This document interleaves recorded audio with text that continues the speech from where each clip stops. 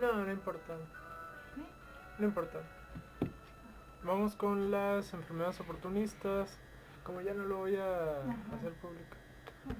Vamos a ver primero el algodoncillo o la candidiasis orofaringea. Los factores de riesgo son xerostomia, o sea, falta de salivación o boca seca, uso de antibióticos, uso de dentaduras e inmunosupresión como en VIH, leucemias, linfomas, cáncer, diabetes, uso de corticoides inhalados o tratamiento inmunosupresor.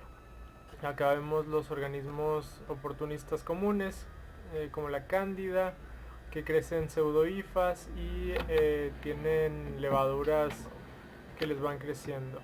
Crece en tubos de 37 grados centígrados.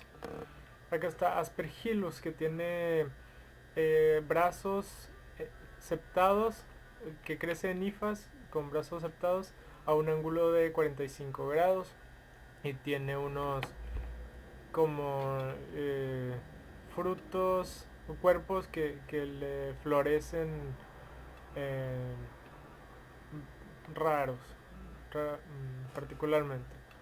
Cryptococcus son unas levaduras de 5 a 10 micrómetros con un halo capsular agrandado y tienen un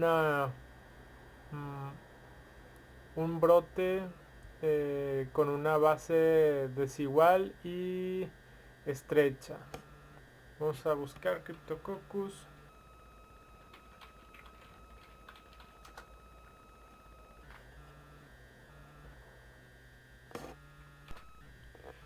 Vamos con Mucor, que tiene unas hifas no septadas, anchas e irregulares, que se ven como vacías y tienen como brazos en ángulos abiertos.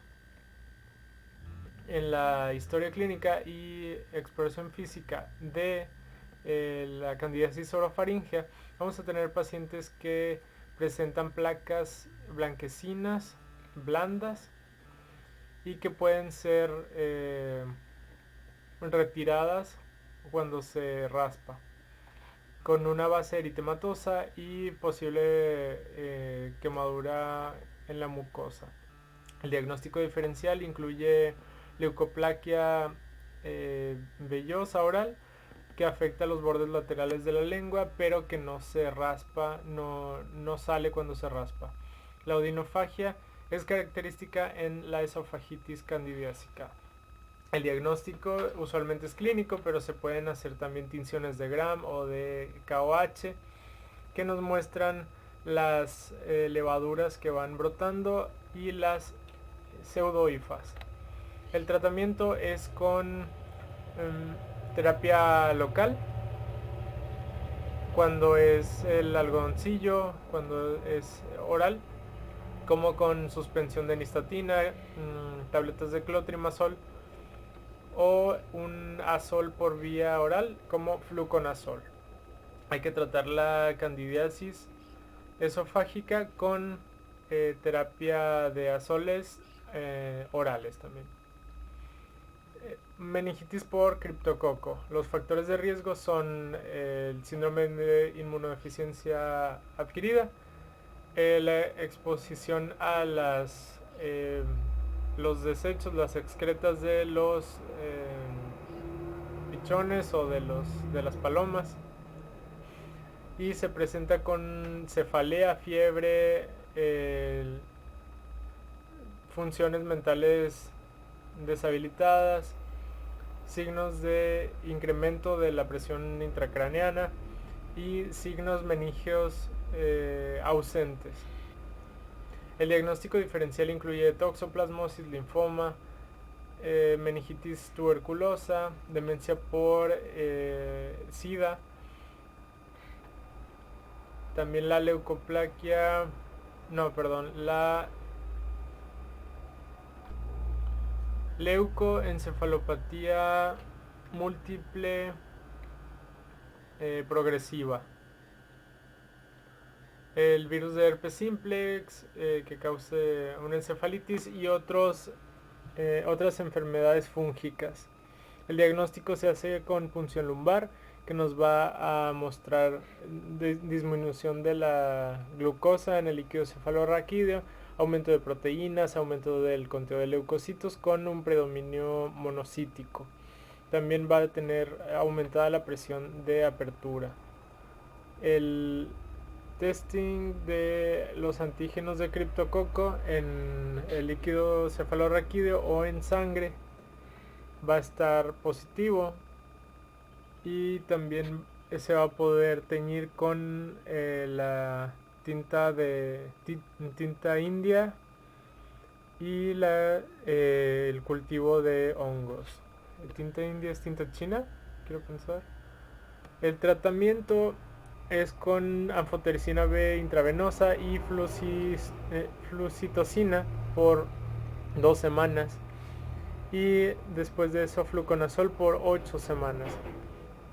Una terapia de mantenimiento de por vida se debe de administrar con fluconazol hasta que los síntomas se quitan y el conteo de linfocito CD4 está más arriba de 100 por milímetro cúbico por más de un año.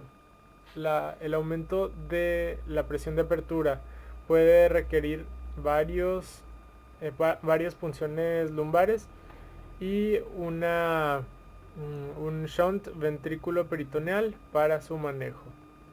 La prueba de antígeno en el líquido cefalorraquídeo para criptococo por meningitis por criptococo es altamente sensible y específica. Histoplasmosis. Los factores de riesgo incluyen VIH-Sida,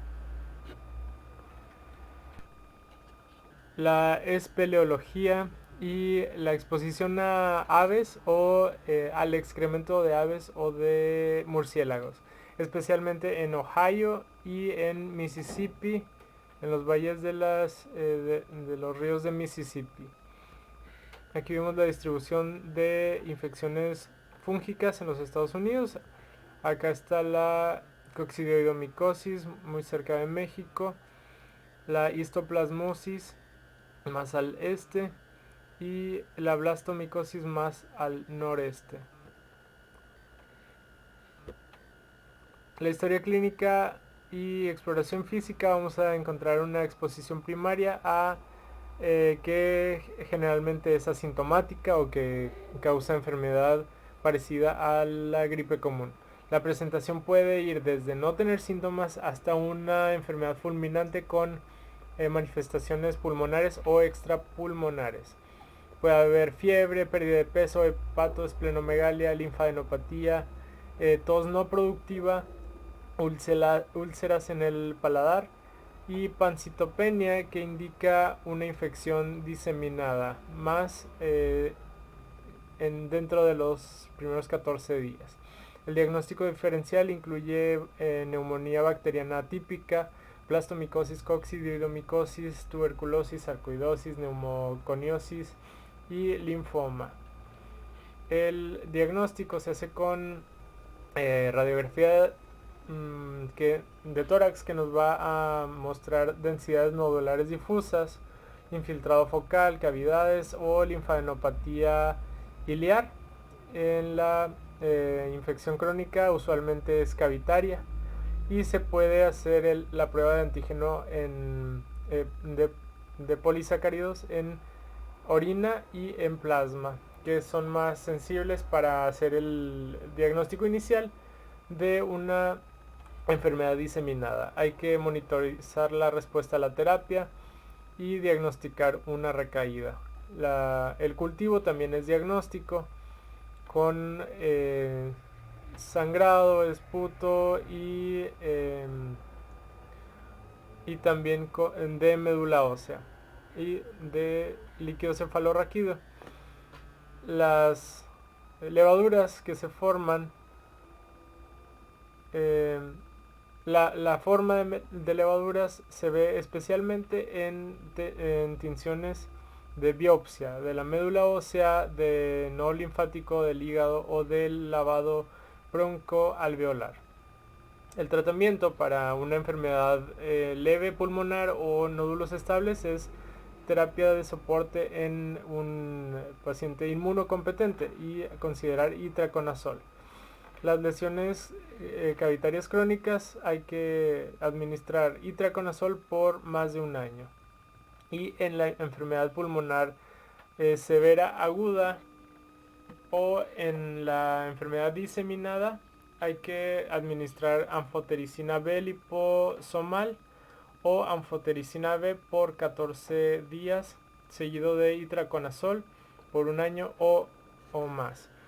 La terapia de mantenimiento es por toda la vida con itraconazol diario y puede ser necesario. Acá vemos el macrófago de histocitos que contienen numerosas células de levaduras de histoplasma capsulatum que causa la histoplasmosis. Vamos a ver después el diagnóstico diferencial. Los diagnósticos diferenciales de infecciones fúngicas pulmonares oportunísticas son histoplasmosis, coccidioidomicosis y blastomicosis. En enfermedad diseminada con histoplasmosis vamos a tener también hepatomegalia, linfadenopatía y tos no productiva. El diagnóstico se hace con antígenos de polisacáridos en orina y séricos. Para coccidioidomicosis, la enfermedad diseminada tiene también meningitis, lesiones en huesos, abscesos y el eritema nodoso. El PCR, se hace un ensayo de PCR de lavado bronquiolar y muestras de tejidos. Para blastomicosis tenemos meningitis y también lesiones en hueso, próstata y en piel. También vamos a tener síndrome de distrés respiratorio agudo y el diagnóstico se hace con cultivo que nos muestra levaduras con crecimiento extenso.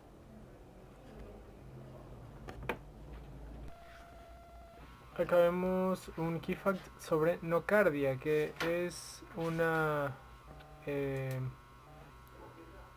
es parcialmente ácido alcohol resistente,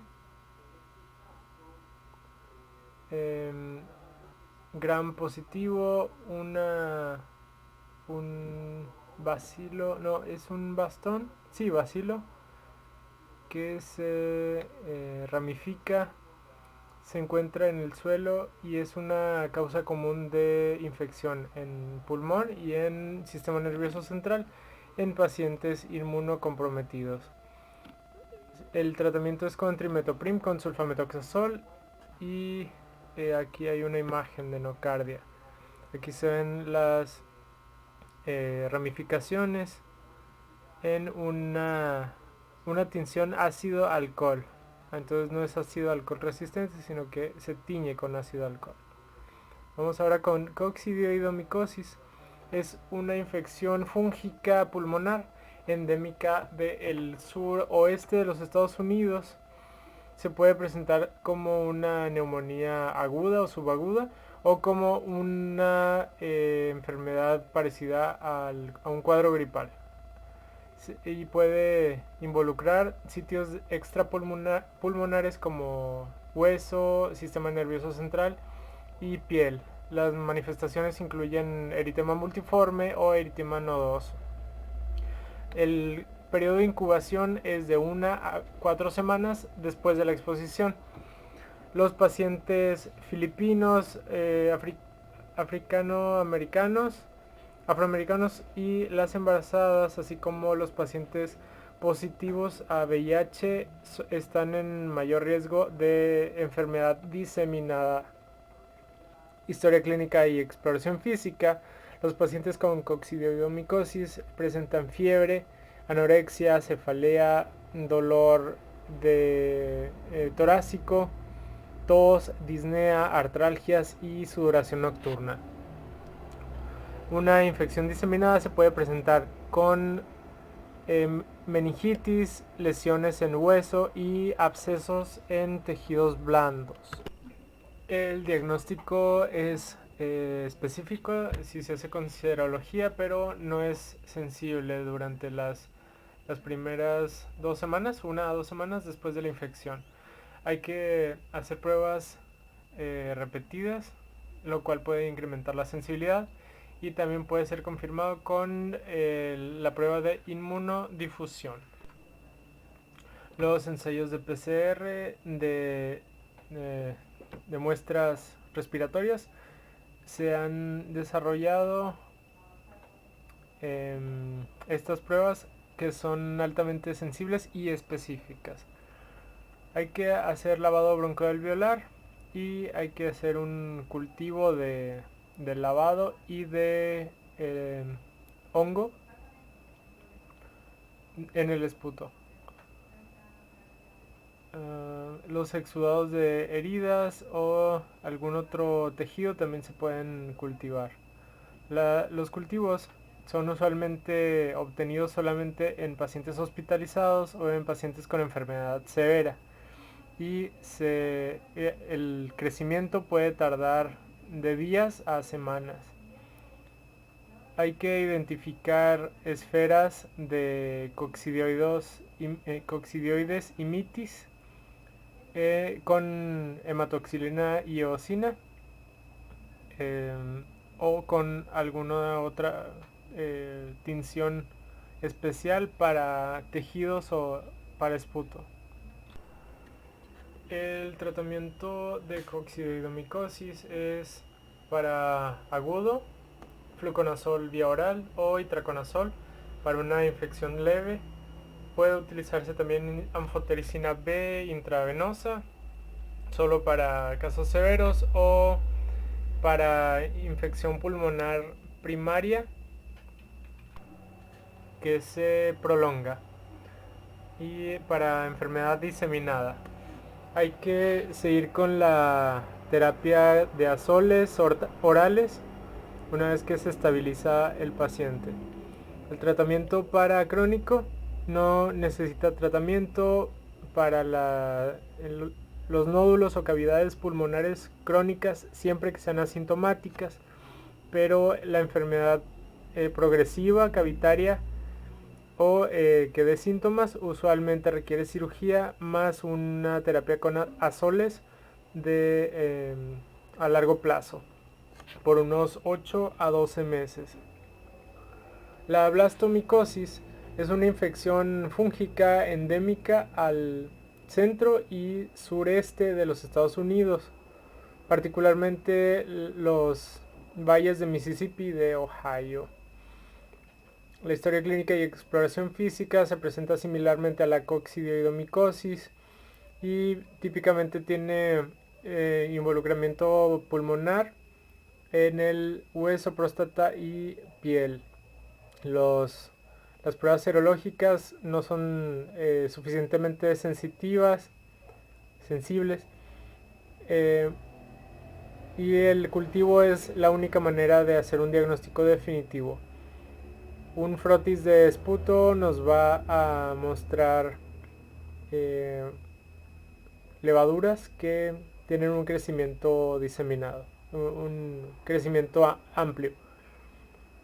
El tratamiento es para pacientes sintomáticos y es con itraconazol, y hay que considerar tratar al paciente internado con anfotericina B y admitirlo a la unidad de cuidados intensivos si se complica con síndrome de distrés respiratorio agudo, meningitis u otro involucramiento sistémico. La neumonía por neumocistis girovecii, que antes se conocía como neumocistis carinii. Los factores de riesgo incluyen una inmunidad imposibilitada y el síndrome de inmunodeficiencia humana. Se presenta con disnea, al ejercitarse, con fiebre, con tos no productiva, taquipnea, pérdida de peso, fatiga y oxigenación disminuida. Típicamente los síntomas han estado presentes por semanas.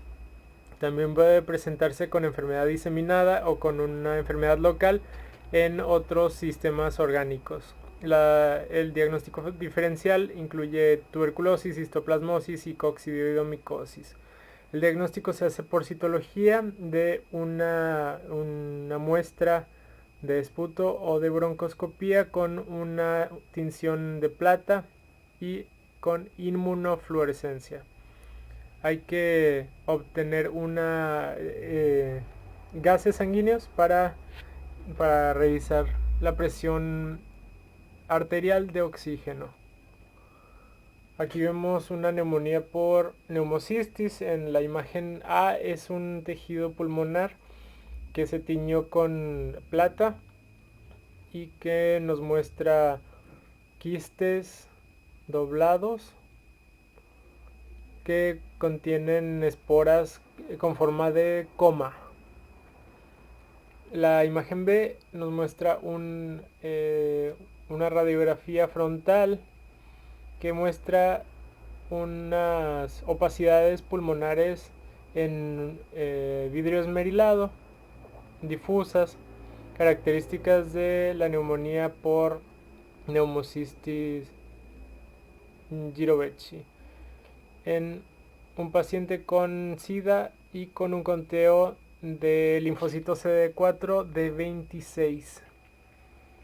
Aquí nos menciona que la radiografía más comúnmente muestra infiltrados intersticiales bilaterales difusos con una apariencia de vidrio esmerilado, pero cualquier presentación es posible. Vamos a fijarnos en el vidrio esmerilado en la tele de tórax. El tratamiento es con trimetoprim con sulfametoxazol a altas dosis por 21 días. Hay que usar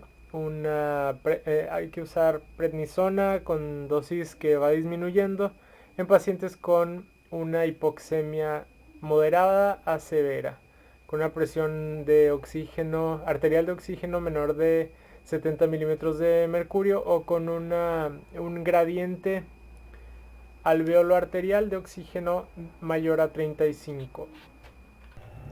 Citomegalovirus. 70% de los adultos en los Estados Unidos han sido infectados con citomegalovirus y la mayoría son asintomáticos. La reactivación generalmente ocurre en pacientes inmunocomprometidos. La transmisión ocurre por vía sexual, transmisión vertical, por lactancia materna, por gotitas respiratorias, en enfermería o en las guarderías y por transfusiones sanguíneas.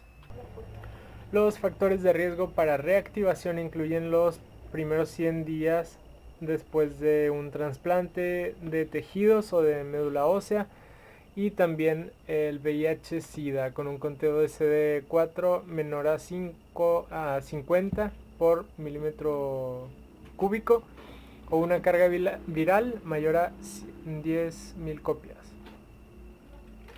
La infección sistémica puede asemejarse a la mononucleosis por el virus de Epstein-Barr y las manifestaciones específicas incluyen las siguientes: retinitis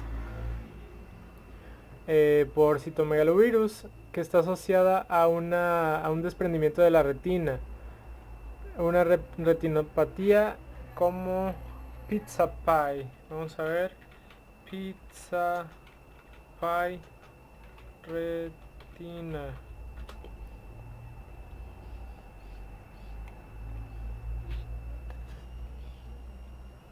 Pizza pie fundus.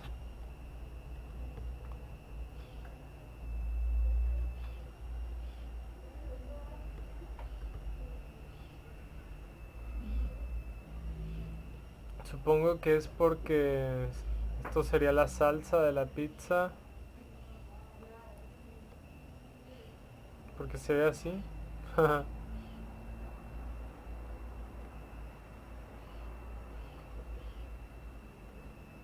Pizza Pie Fondas.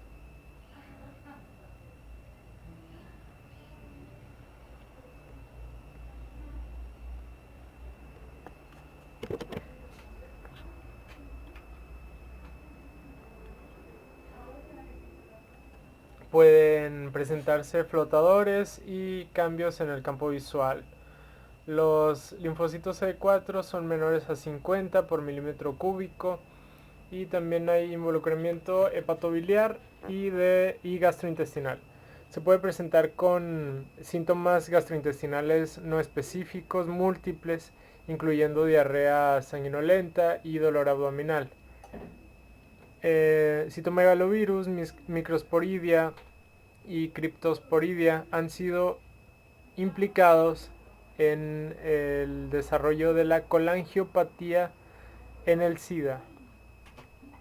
La esofagitis por citomegalovirus típicamente se presenta con odinofagia y úlceras superficiales, shallow.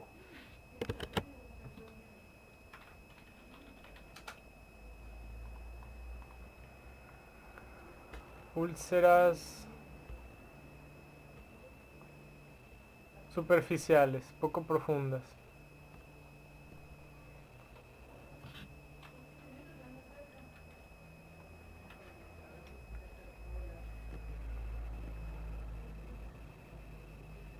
En el esófago distal. Esto sucede cuando los CD4 están a menos de 50 por milímetro cuadrado.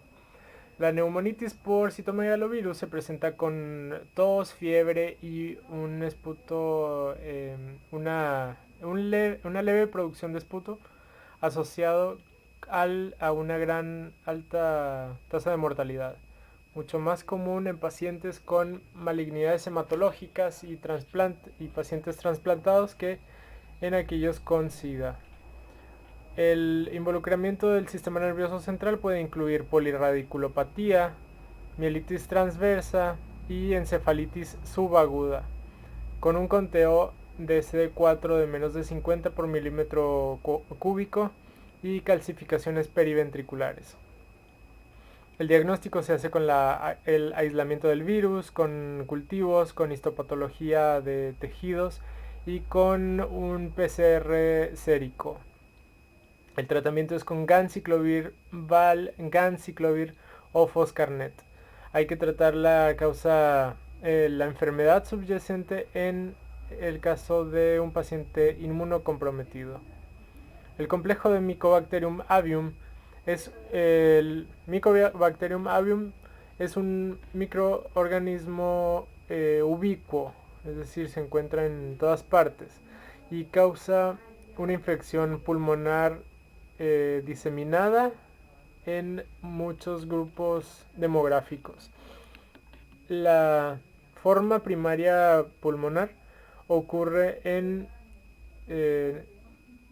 no fumadores aparentemente sanos y es el síndrome de Lady Windermere, y la forma secundaria pulmonar afecta a pacientes con una enfermedad pulmonar preexistente como EPOC, tuberculosis o fibrosis quística. La infección diseminada ocurre en pacientes con SIDA con un conteo de linfocitos CD4 menor a 50 por milímetro cúbico. La historia clínica y la exploración física nos van a mostrar una infección diseminada por Mycobacterium avium en SIDA y asociada a fiebre, a debilidad, a pérdida de peso en pacientes que están en una terapia antirretroviral activa o en una quimioprofilaxis para el complejo de Mycobacterium avium. La hepatosplenomegalia y la linfadenopatía son ocasionalmente vistos. La insuficiencia suprarrenal es posible en el marco de una infiltración suprarrenal. El diagnóstico es al obtener cultivos de sangre de Mycobacterium positivos en 2 a 3 semanas. Los laboratorios nos muestran anemia, hipoalbuminemia y una fosfatasa alcalina sérica elevada y también LDH elevado. La biopsia de pulmón, de médula ósea, intestino y del hígado nos revela macrófagos espumosos con bacilos ácido alcohol que se tiñen con ácido alcohol. Los granulomas típicos pueden estar ausentes en pacientes inmunocomprometidos. Hay que tratar este complejo con claritromicina y etambutol y considerar una terapia antirretroviral si es virgen a medicamentos. La rifabutina es la segunda línea y hay que continuar por más de 12 meses y hasta que el conteo de linfocitos CD4 sea mayor a 100 por milímetro cúbico por más de 6 meses. La prevención es con acitromicina semanal para aquellos con un conteo de CD4 menor a 50 por milímetro cúbico o una infección oportunista definitoria de SIDA. Toxoplasmosis. Los factores de riesgo incluyen ingerir carne cruda o mal cocida y también cambiar la arena del gato.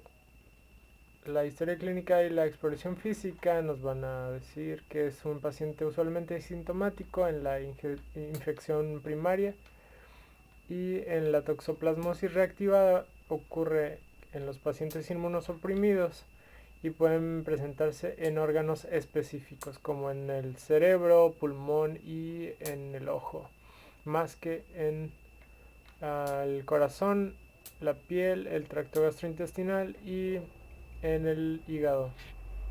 La encefalitis es común en pacientes seropositivos con SIDA y clásicamente las lesiones en el sistema nervioso central se presentan con fiebre, cefalea, estado mental alterado, convulsiones y déficit neurológico focal.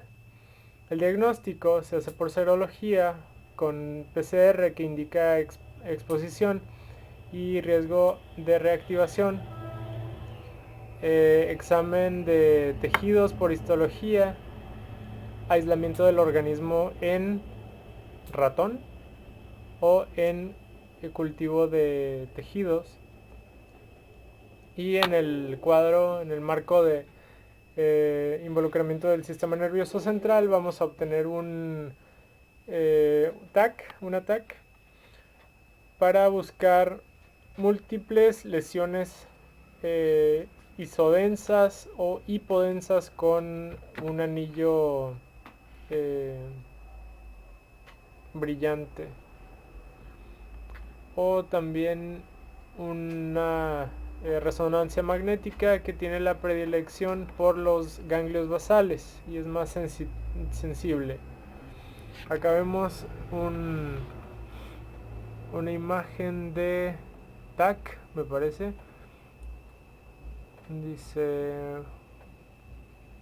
No dice qué es, pero bueno, acá se ve la lesión en anillo.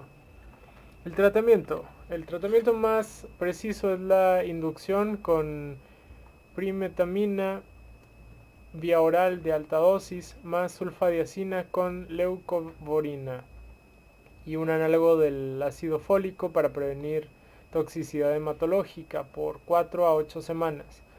El tratamiento de mantenimiento se hace con un régimen de baja dosis hasta que la enfermedad se ha resuelto clínicamente y radiográficamente. El trimetoprim con sulfametoxazol o primetamina con dapsona Se pueden usar para la profilaxis en pacientes con un conteo de linfocitos CD4 menor de 100 por milímetro cúbico y una IgG de toxoplasmosis positiva.